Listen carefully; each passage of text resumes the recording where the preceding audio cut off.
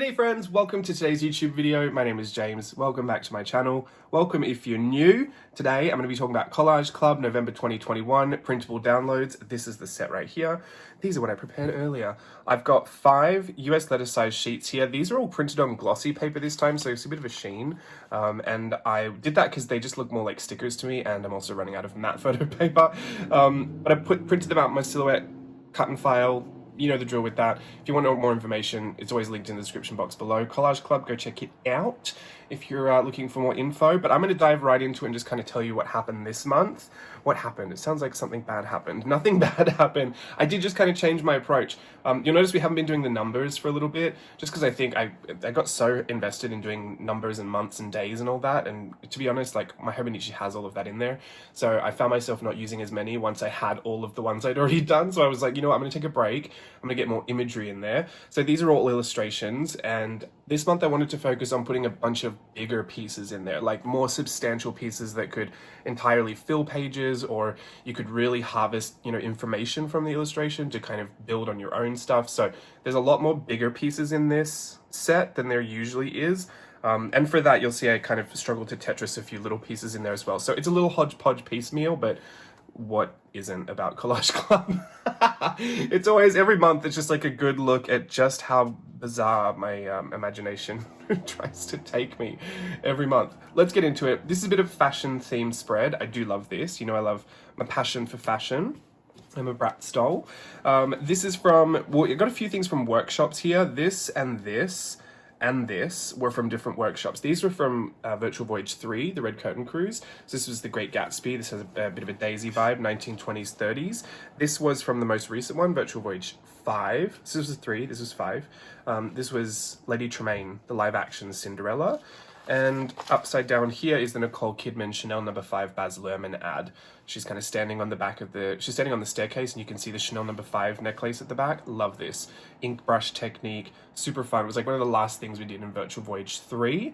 These are my Disney dress forms, the really stylized version. I've got Cinderella and Tiana here. Those were my faves. I've been trying to get that image, the whole set of them, onto Collage Club for about 3 months now, and it just doesn't fit. Like, it's too small when I put it all together, but if I break them all apart, it takes up too much room. So I finally decided to actually just cut out my favorites and place them in here. That's why they're upside down, so everything kind of fits together. I seem to have a penchant for... Penchant? I have a liking for mermaid tail gowns.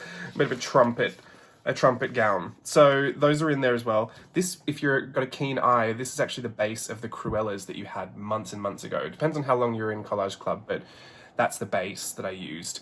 I wanted to put this in here because not only did it fit perfectly, but it's a good look at some of the stylization that happens on the dress form underneath a lot of the illustrations that I do, because they can look really wonky, and I realize I don't often share the actual bases. I do if you're in my workshops, you always kind of see the workings, the underpinnings of everything, but this is a really, really good look at that, because that's really wonky. This is a fun little, pardon me, I'm just waking up. This is a fun little look back into my past. This was when I first started using Daniel Smith watercolors. I only had Kyanite Genuine and Moonglow at the time, and I was just obsessed. So I did this massive full page. It was kind of wedding dress inspired, but it was on the moon. It was a whole bunch of things. So this was funny because I look back at it and I see the struggle I had with the watercolor, but I was loving it at the time. There's no really, you know, impressive watercolor techniques. It's all kind of scribbled on there, but I don't know, it just kind of brings me back, and I did like it, so I thought I'd include that. It's a nice little piece of my history in there.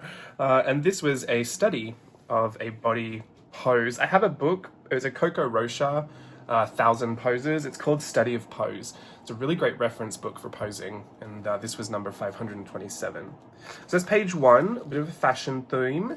Page 2 has a bit of a fall vibe going on, very pumpkin spice, very fall leaves, very Christian Girl fall, very autumnal. There you go.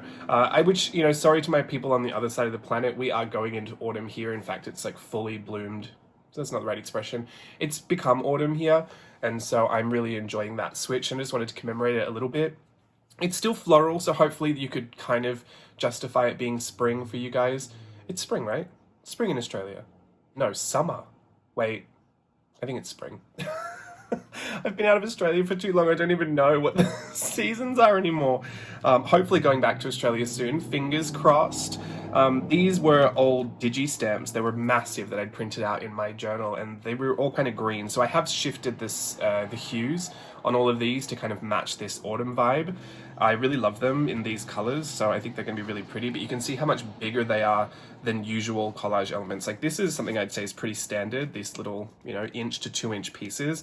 This is a good, like, maybe 4-inch kind of, and this is actually shrunk down because I put this on my silhouette to be able to cut it, so it has to shrink it into this frame. So printing this full size, it's a pretty substantial image. I will say, I don't know if I've said this before, but if you ever wanted to, like if you're Photoshop savvy, if you ever want to cut out some of your collage elements and size them up or size them down or flip them or recolor them or whatever you want to do in Photoshop, you're absolutely free to do that. I always just say, like, if someone asks where you got it from, because I don't really care if you say that you edited it or not.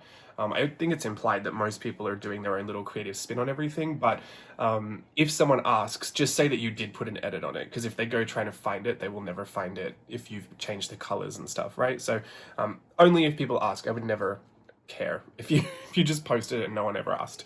But yeah, so you can do that if you want. If you want to change it back to green and stuff, you just have to change the hue slider. This was, I stamped out a little cutie pie stamp and did a big floral thing. And then I redrew it. I wanted to, it was like stamp an illustration, but then draw it again. So this was a version of that. It's actually really big. So I flipped it on its side and now takes up kind of the whole width of that page. It's a really nice big piece as well. I do like that. I think it's nice to have some of the bigger pieces because you can see a lot more of the texture and all the watercolor that you don't really get to see when it samples down to such a small size. These were some old whimsical illustration templates, or samples I should say. I like her 60s vibe. And then this little piece that I had to put in here because the gap wasn't big enough to put something in there, but it wasn't small enough to leave it blank.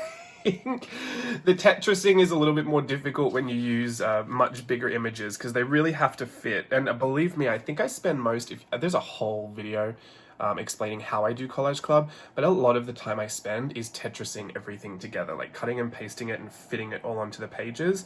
The formatting takes so much time, so it just kind of bugs me when there's a little piece like this where I'm like, oh, there was no other way to get it done. Or if there was, it just didn't occur to me. So I usually pride myself in my Tetrising skills. The only thing you have to think about, not that anyone's asking, is that like when I do the cut files, they can't be too close to each other because the cuts will bleed into each other. And then if people are fussy cutting, I like to leave enough room for people to be able to cut around it and not interfere with the other pieces. So those are my considerations, but it can be difficult.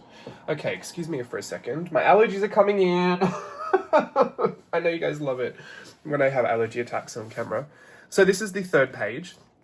We are looking at a very vintage Swatch doll here. She's old school, love her. I think she's full size. I think this is how big I drew it in the book as well. Some more whimsical illustration. That was from my course when I first put it together.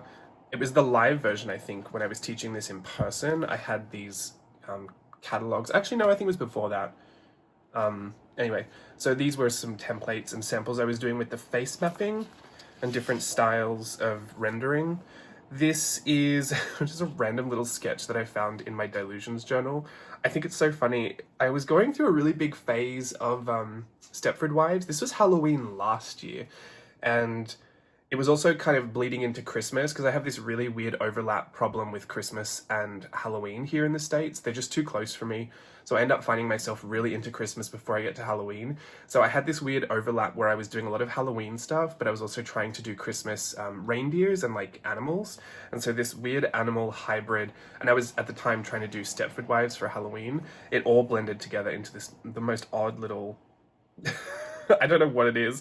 It looks like a lamb meets an alien in the 60s. It's also a clown. I have no idea. I always just think that's quite funny, so I put that in there. These were from my first month of Collage Club. I was actually drawing a big blue pen sketch, like whole page thing. It wasn't even for Collage Club. It was actually for the kind of branding of the website, like the backgrounds and the headers and I wanted the imagery to all have this kind of blue line sketchy look to it. In the end, I traded it out because I really loved the stars and how bright and colorful it was, but originally it was a lot of all my drawings just in blue pen sketching. So I put that in there because it's kind of a fun look back at how all this started, for me anyway. This is a part of a drawing from an old journal. I just put that in there because I thought it was a nice big substantial piece. Also has a bit of a autumn thing going on. And then these are really special to me. I could have done these like massive full on the side, but I thought that's probably too big. Like people are not going to use that in that size. I drew these fairies so long ago. This is before I even knew about art journaling. And my gran colored these in. And when she passed away and I got all of her, I got her all her costume jewelry, all of her wigs, and I got her, all of her coloring stuff. She had all of these like loose sheets of paper. We had gone through, I don't know if people have been around for a long time have know this story, but we would go through all these fairy coloring books, like the alphabet ones, the just the regular fairy ones. We went through like really alternative fairy ones, just kind of anything. This is before the adult coloring craze and there was a coloring book for everything you could ever want and more. This is back in the day when there were like 12 coloring books and you just had to cycle through them all the time. So we used to color in together all the time, and she eventually got so sick of doing the same ones, she asked if I could draw some new ones, and she went and took them to get photocopied, and so she would redraw the same thing over and over again, but they were just new to her. Because I actually think she could draw the same thing about 20 times before she got sick of it. So these were 5 of the fairies that she had colored in. She was notorious for never coloring the skin tones, which always just bugged me. And so when she passed away, I had all of this stuff, and this is, you know, a few years later I'd found art journaling, and I was at home after my accident from my cruise contract, and that's when I had found journaling, and I had all of her stuff there, and I was going through it all, and I just felt like, well, you know, it's going to live in this box forever, or I'm going to put it in my art journal and it will actually, you know, kind of exist somewhere I can take with me, and it will always serve as a really great reminder of those memories that we have, and just wanted to give it a place to live rather than just a storage box. So I started this journey of kind of putting all of her coloring pages that I had just laying around I still have a ton more, but they're at home, but I put her coloring pages into my journals, my first journals, and this was a whole spread that I had done with some of them. And so I worked over the top of them with her. I think I had kind of ghosted paint over the top of this one and pulled the accents back out. But all of that coloring was done by my gran, and I added some finishing touches. So it was really special because I feel like we got to work on that together, even though we obviously did it at very different times. And it always has a place to live now. So it's different for a few different reasons. Like there's a huge sentimental attachment that I have to this, but also, I mean, I love fairies. But it's also like illustration style that I had way before I even got into art journaling. So it's funny to look back at, you know, how I would try to include the nose ridge in there and the shape of the eyes that I used to draw, and even the way that I did the lips and the little Cupid's bow. Just everything, it's just kind of different, but I can see where I started in it. So this is a really, really sentimental bit. Like I said, I was gonna try and put it full page, but I think in the end, this is a nice substantial size. Did I mention that I did this? Sorry, I don't want to look at my paper desk. I have one underneath it. This is actually offcut, but it's so much cleaner because look at how gross that table is. Sorry, I'm getting off track. Did I tell you that I printed this on gloss? That's why the colors are really vibrant and everything's really clear.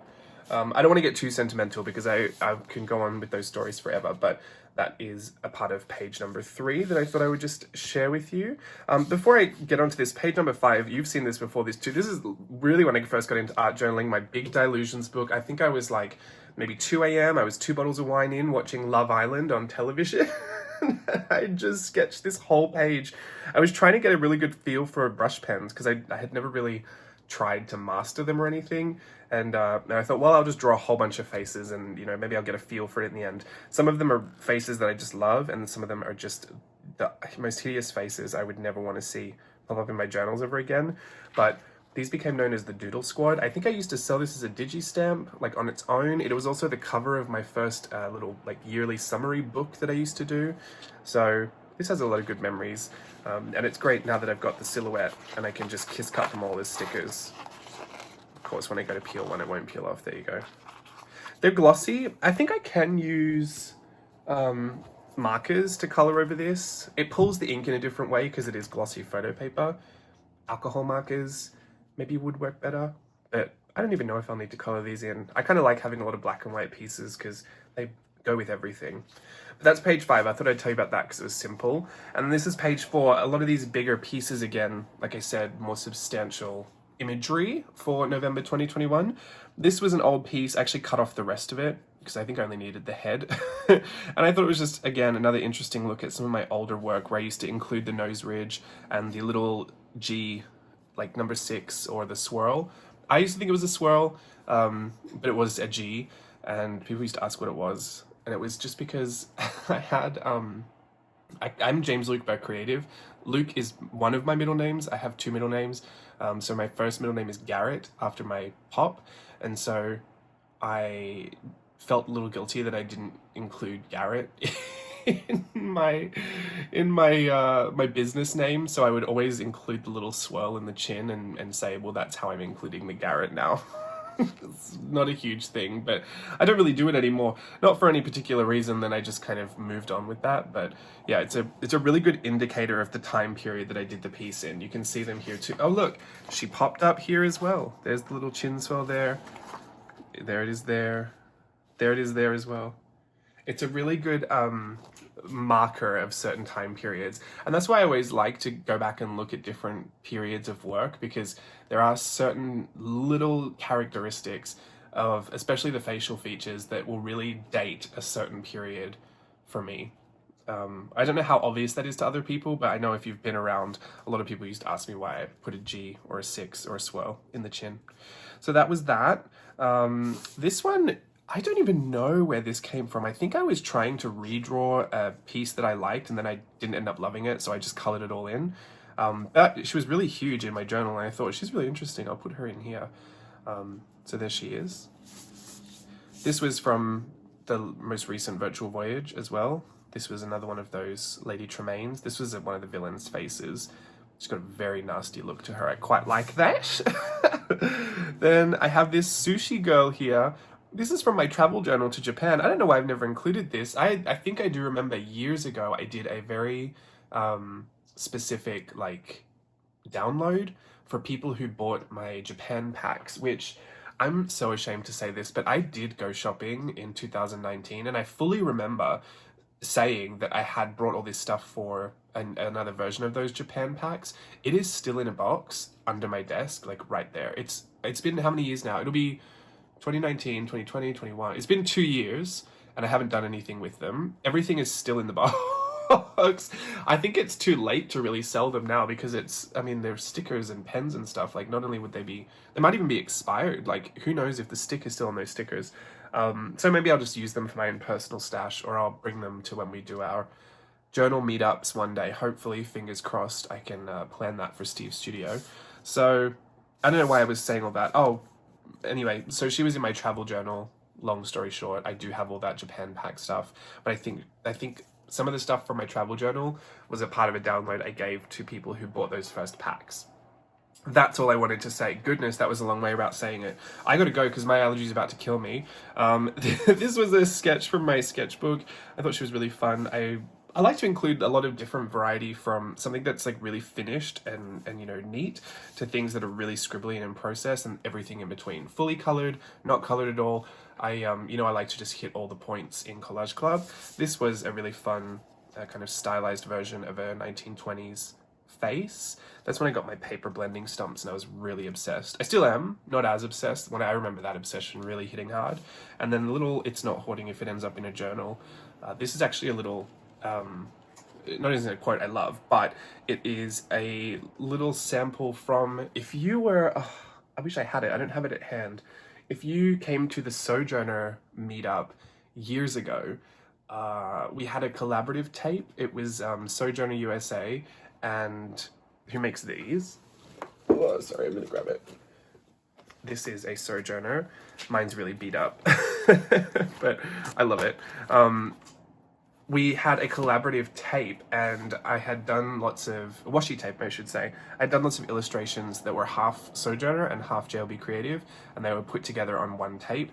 This was one of the little illustrations that I did, was one of the quotes. I think it made it on the tape, I'm not quite sure. I remember we had a whole bunch. I gave them to Rowena, so I don't know if she still has any, but they're so old now that I wouldn't even count on it. But yeah, I wanted to put that in there as well, just because it's always a quote, I think, that helps serve as a little bit of a reminder to get using your supplies, not only your collage sheets, but your actual supplies too. So yeah, Collage Club, this is November 2021. I have setting myself up for Christmas 2021 as well for December. I'll be doing lots of Christmassy stuff because I love Christmas. I'm also committed to doing a full Aussie Christmas set of little bits and pieces, so I've got to start working on those, and I'm trying to get all of that sorted so that I can, oh excuse me, no, I don't want to lose it, I don't want to start sneezing everywhere. I'm going to start working on that so that I can give you all the stuff to play with by December 1st. I can't upload it before then because it ruins the monthly rollover, but hopefully by December 1st on the dot you will have everything, because I'm also planning to go home to Australia, so we might have to have a chat about what's happening on YouTube over Christmas. But yeah, Australia seems to be opening itself back up again. I've just got my passport renewed, so fingers crossed everybody, because if I go, there's just gonna be lots of great vlog footage to put in my YouTube. That's how I'm trying to sell it to you guys. Look, I will still be around, but yeah, I've got to really have a long, hard think about how everything's going to get done, because we also have Merry Mix Media. Now that I'm fully finished with courses, for myself anyway, I'm doing Art Journaling the Magic Fall Retreat.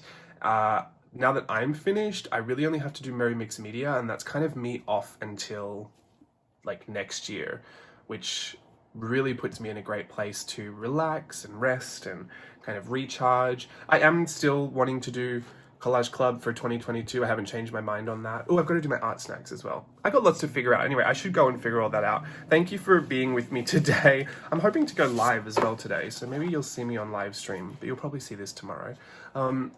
I've had a wonderful time chatting you through all of this. Please visit the description box below if you have any more questions, queries, or concerns about Collage Club. I will see you again another time soon for another video. Stay safe, be happy, enjoy yourself, unhoard everything, get it in your journals, and have a great day. Goodbye.